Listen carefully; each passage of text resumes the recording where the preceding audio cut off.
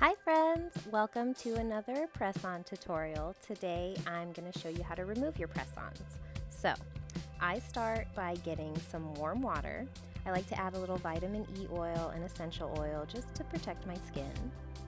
So once you do that and you make sure it's not too hot, like I did, add some cold water, then you're going to soak for 5 minutes. So while they're soaking, you're just kind of going to feel them. You're going to push them away from your natural nail to see if they're lifting. And then of course you can always check.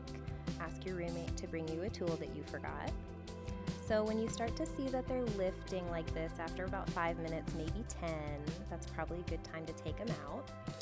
And then once you do that, you're going to take your cuticle oil and you're going to just drop a little bit in between your nail and your press-on where it's lifted.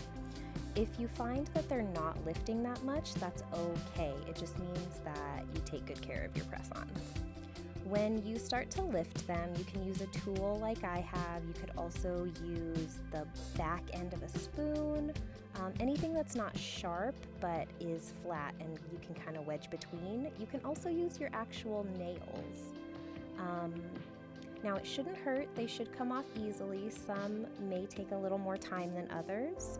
I find that it's a little difficult at the free edge, which is the part of the nail that's grown away from the finger, because it is a little thinner and it tends to attach to the glue in the press-on.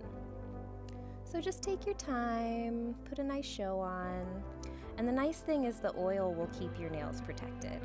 So if there's any excess glue, you just buff, buff, buff.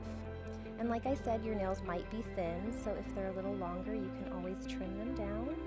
And then to get the debris off, you just soak them one more time and you're good to go. Thanks for watching. I hope you enjoyed.